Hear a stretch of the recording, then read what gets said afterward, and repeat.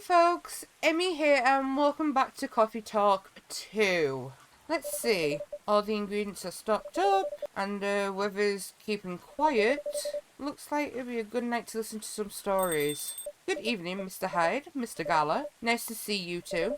How did it go at the hospital today? Well, it was fine, except I was a little exhausted. Goodness, are you having issues with the children again? No, that's not it. It's just... Well, for starters, my Fury's giving me a hard time. Your Fury, is it the full moon already? Nope, but sometimes I get pre-Fury symptoms. Pre-Fury symptoms? Yeah, it's a common thing for werewolves. A few days before the full moon, our bodies start to prepare for Fury, and that changes the way we react to pretty much everything. Symptoms vary depending on who you ask, but it can affect our muscles, our appetite, our energy levels. It can give us headaches and a lot of other stuff. Small, but annoying. That doesn't sound pleasant. No, to be honest, it's not great. For me, I've been feeling pretty sore and more tired than usual. And a bit crankier as well. Is there a drink that could help you with that? I never found one, but if anyone can come up with it, it's you, Emmy. Since a Galahad can soothe your fury, maybe it would work as pre-fury as well? Maybe, but I think it'd need to be more relaxing. Like a Galahad, but with no caffeine. And maybe blue, milk, and Nope, that's not the right thing. Blue, milk, ginger. Here you go, a Gala tea for you. How do you come up with these names on the spot, Emmy? No, it takes a bit of soul searching to tailor it to the situation and so on. That almost makes it sound like you know in advance what we're going to order. Call it a sixth sense. Right. Let's see how your sixth sense tastes. Wow, this is excellent. Exactly what I needed. Very happy to hear that. What's with the long looks, you two? Did something happen? Actually, Emmy, I guess I'll just come out with it. I need your help. My help? Come on, I wasn't that bad. No? I was so tired today because I nearly fell asleep on the job. But most importantly, it's not good for you. Moping around, sulking, refusing to look at solutions. I've never seen you like this, and I'm getting worried. There's nothing to worry about. You say that, but then you spend entire nights looking miserable. No advice I come up with is good enough. And Hyde, I'm barely keeping it together as it is. You should know by now how I feel when Fury's about to hit. I take it you two ended up chatting yesterday after all. You bet we did. After I walked out of here, I headed home and found this one, lying on the sofa staring at the ceiling, looking so gloomy it sucked the colour out of the room. And it's not the first time either. It's a constant these days. Please help me help him, Emmy. I'm at my wit's end. Mr. Hyde? Fine. The truth is, I'm bored to death. Or it would be if it wasn't for this whole immortality thing. I'm nearing 40 years old, and I've never been this bored in my entire life. Interesting. You usually make it sound like you're much older. 40 years old in vampire years. I'm not saying how old that is in other species years. Eyes on the prize, Emmy. Intervention first, gossip later. My apologies. Why are you so bored, Mr. Hyde? My job. What was that? My job! Hey, no need to shout. Well, I'm also irritated about it, okay? I'm not exactly used to sitting around twiddling my thumbs. But modelling stopped being fun ages ago. You did mention something like that last time. You are trying to leave modelling behind then? Yeah. Is there a specific reason for that? It's all just so brief.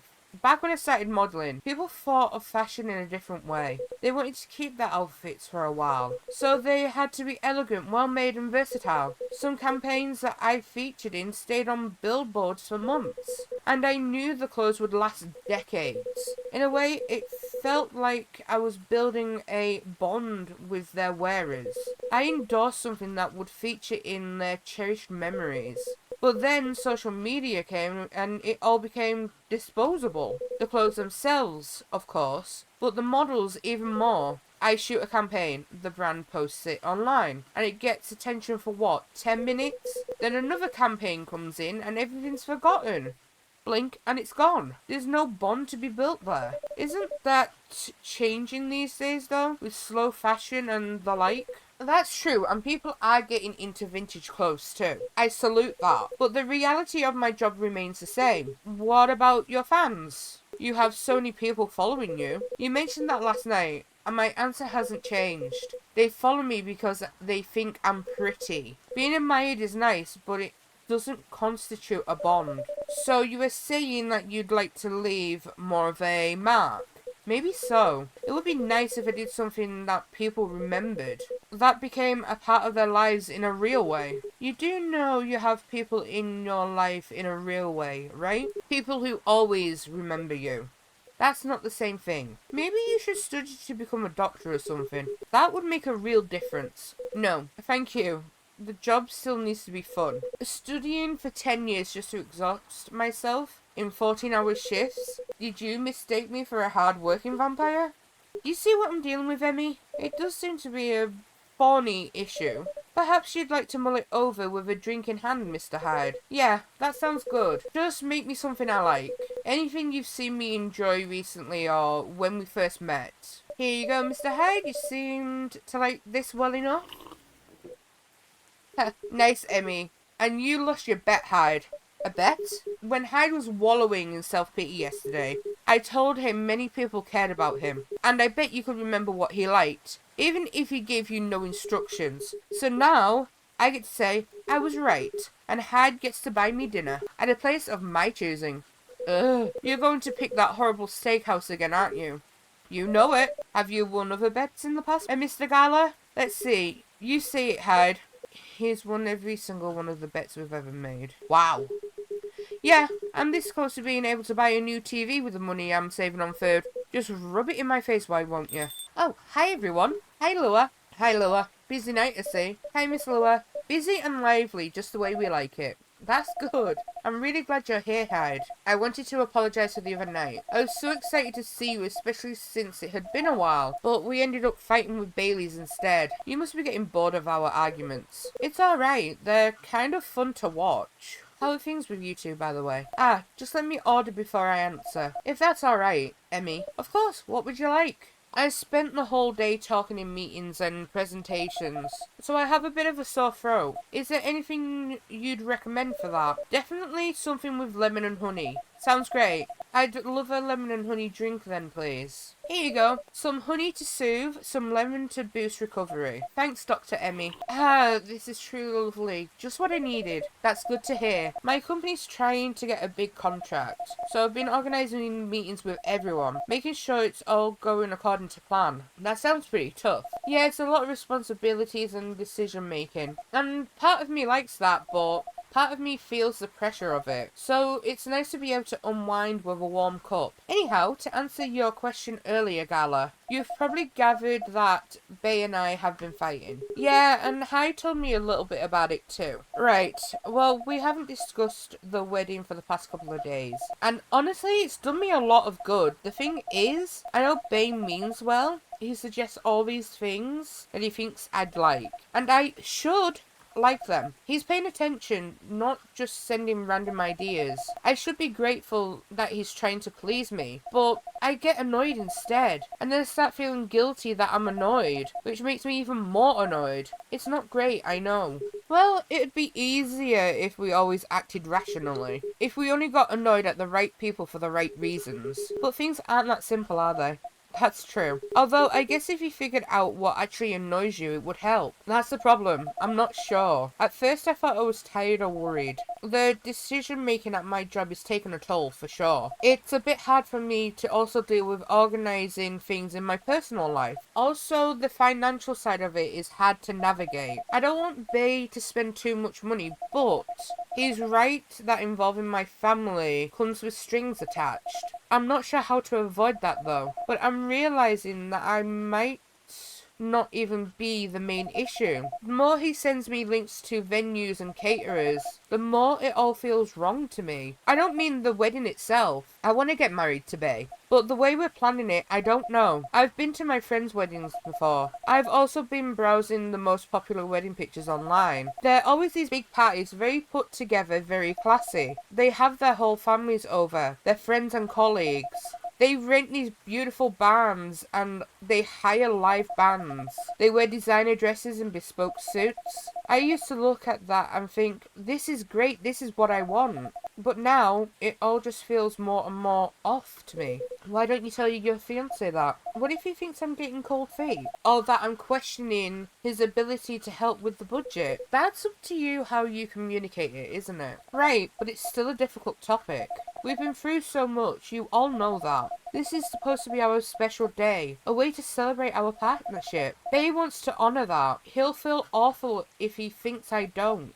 Or if he thinks I don't trust him. I swear you and your elf are well matched. You always worry so much about what others think, instead of working out your own wants and needs. You do realise that's the important bit, right? I mean, generally, yes, I get that, but how does it apply? What do you think it means to honour your partnership? To celebrate it properly, for starters? Right. And who are you in that partnership with? I believe you met him, the blonde guy with the puppy eyes. Right, I'm glad you remember that. Because you were making it sound like you were in a relationship with your friends who got married. And the strangers who put wedding pictures online. This is your relationship you're celebrating. Why are you so concerned with other people's weddings? Your special day needs to make the sense to the two of you. Have it in trainers at a fast food joint if that's what you like. That way you can also take the budget out of the equation. A simpler wedding won't feel shabby if you make it feel properly yours. I still want a pretty outfit and decent food. Thank goodness. But point well taken. It's just, my family have certain expectations. Did they openly say that? No. Then maybe they do. Or maybe you just think they do. The only way to find out is to talk to them. Besides, isn't Bailey's also about to become your family? You sure are the only family he's got. I'm not saying to disinvite everyone or to fight with them or anything. But you shouldn't put their needs above your own. I really shouldn't, should I? You've given me food for thought. Thanks, Hyde. My pleasure. Amazing how you perk up when you give people advice, Hyde. Maybe you should become a therapist. Geez, thanks for the vote of confidence. I did say I might become a couples counsellor, but I agree with what you all implied. I don't think I'm quite tactful enough for that. Are you looking to change careers, Hyde? He's bored of modelling, finds it too impertinent, wants to leave a mark, wants to have fun. Just a very quick summary. Oh, I see. Well, is there any way you could make modelling fun again? I don't think so. Last time I had proper fun was maybe 20 years ago. What happened then? I was modelling a capsule collection for a young designer, and she wanted to take her own pictures. She got a studio, looked at outfits there, found someone to do makeup, and then she whipped out an old film camera, a proper relic. I hadn't seen one since the 60s. My granddad has an old black and silver camera with 2 lenses. Was it something like that? Yep, exactly like that. She said she preferred it because of the way it captured the light, and also because it was a slower experience. Something that would allow us to connect more. At first, I didn't think much of it. I started doing the usual posing, switching poses some more, but something felt different, and then I realised what it was. Most of the time we were just talking. She only took a picture once in a few minutes, if that. Is that unusual? Yeah, most fashion photographers take dozens of pictures in a row. I felt a bit sorry for her, to be honest. I thought she didn't know what she was doing, and that she was wasting her money. But we had a great time, and we kinda got friendly, I guess. Because at the end of it, she let me use up the remaining exposures. I filled around, shot some random stuff, and one portrait of her. Then she suggested I come with her to her darkroom. Watch how she developed the pictures and how they came out. You always did have a fondness for dark places. Heh, comes with the territory. But as for the pictures, well, they were gorgeous. First of all, I looked really like me, you know?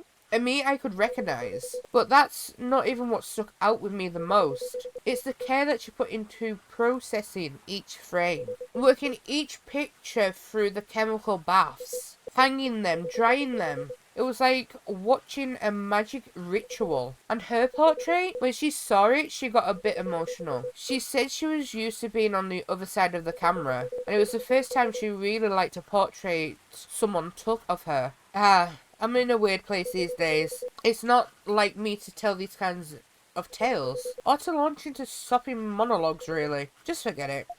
No, I think it's a beautiful story, and it gives me an idea, I think, of another career for you. Please share, Lua. You'd be doing both of us a solid. Go on then. Well, maybe it's because I've looked at so many of them recently, but apparently film is making a big comeback for wedding pictures. It's what you said. It captures the light beautifully, and it's a more personal, slower approach. Maybe you could try that. Who? Me? No, the other vampire who's looking for a new line of work. I think you've got the wrong guy here, Lua. I know I'm disgustingly sentimental these days, but I'm not that far gone. Attending one wedding gives me cavities, let alone several per month. Well, forget about it then. No. Don't forget about it at all. It would be perfect for you. Come on, Hyde. I know you like to play strong and sarcastic, but you are sentimental, and you love to chat people up. You'd solve all the bridesmaids' drama and offend the parents. But most importantly, you'd do something for these people they'll never forget. They'll look at your pics their whole lives. If that's not leaving a mark, I don't know what is. You're assuming they won't get divorced.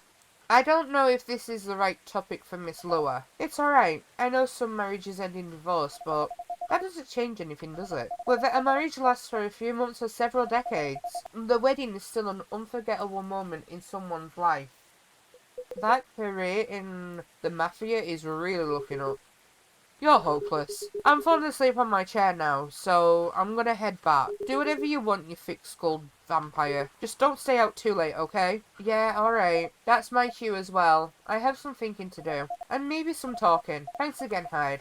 And good luck. I hope your next adventure is a good one. It will be. Good night, Lua. Good night, Emmy. See you later. Good night, you two. Here we go again. The last one's sitting. Indeed. Proper night owls. You didn't say anything about that wedding photographer idea. It's ridiculous, right? That's not for me to say, but I wouldn't call it ridiculous. It sounds like you enjoyed the whole film photography experience. And you do like being around people, don't you? I do, sometimes. But I'm not a romantic. People get married, they think they're taking the first step into forever. Well, there's no such thing as forever. Everyone ends up disappointed in some way, and then the next thing you know, I don't want to sound too depressing. So you don't believe in love? Of course I do, but only in a certain kind. You can choose to keep supporting someone to enjoy their company. You can do that for years with friends, families, lovers. But at the end of the day, you're still you, a separate person. And they're still them. There's no two souls becoming one, not really. I know. The one time I tried, it really didn't work out. But do you regret trying? No, I guess I don't. It confirmed for me that marriage and the like, it's never going to be my thing. And there's freedom in knowing that about myself. It's given me space to build other relationships that work much better. But at the same time, when I see people who truly believe it, people who walk into it willing to share their lives so closely, even if most of them it won't pan out, there's something beautiful there. Like watching a butterfly fly too close to a flame, or a flower bloom like it will never wilt. Well, in my case, I singed off my wings, but I'm still here. And on that day, for that minute when I said we'd be together forever and meant it, I sure felt alive. If you know all that, then you must also know that it's something worth celebrating, and something worth helping other people celebrate. You're a tricksy one, Emmy, and I'm too tired to fight your logic, which means it's time for me to head back. Of course, Mr. Hyde. And I meant to say, I appreciate our one-to-one chats. I hope we can keep providing you with a comfortable space here. Oh, it's plenty comfortable, for sure. Besides, well, it all boils down to this, doesn't it? The way time passes for me is very different from anyone else I know. Thank goodness Gala is from a long-living species. But even then, he'll grow old before I do, eventually. The world will change 100 times. Technologies will die out, new technologies will come. I will feel again the way I feel now, in a century, maybe two, and Lua and Gala won't be around to give me advice. The world won't wait for me. But you will, am I right, Emmy?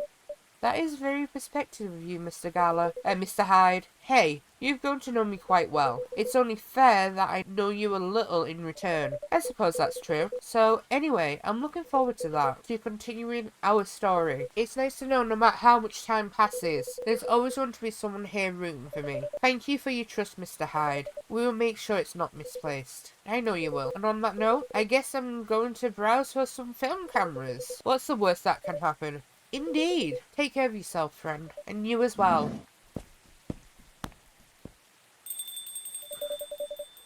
The world won't wait for you, Mr. Hyde, but some of us will. I'll survive. I met you in the summer when you left, it was cold. Said we